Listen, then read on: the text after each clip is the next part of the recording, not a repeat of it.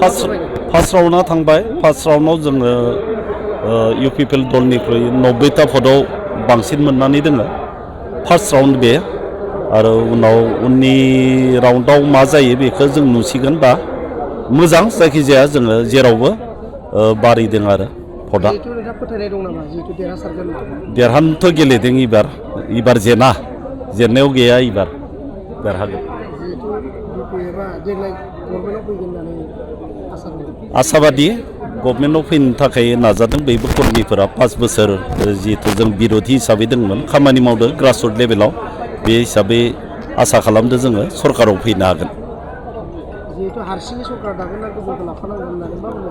दा बे बुब्लियाव जोङो नुयो हारसिङैनो दानो हागोनखौ जों नुहुरदों 21-22टा बे एखेबारे खमैबाबो आरो खमै लायोबाबो 21टा 22टा फैयो आरो आंनि हिसाबाव आरो आं निजा हिसाब खालामदों मोनसे 21टा 22टा फैयो आरो बे हिसाबै आसाबादि हारसिंनो खुंनो हागोन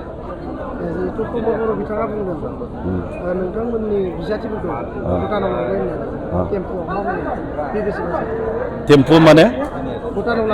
आंथ' दोङो ना नैबे मुसलपुराव आं दोङो बयबो दोङो जों बयबो दोङो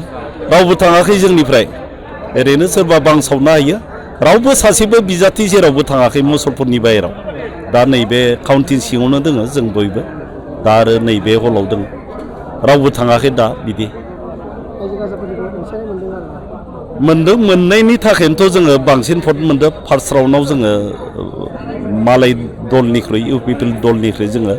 90टा बांसिन मोननानै दोङो दा आरो सेकेन्ड राउन्ड थार्ड राउन्ड बारायनो हागोन बारायनाय आसा दोङो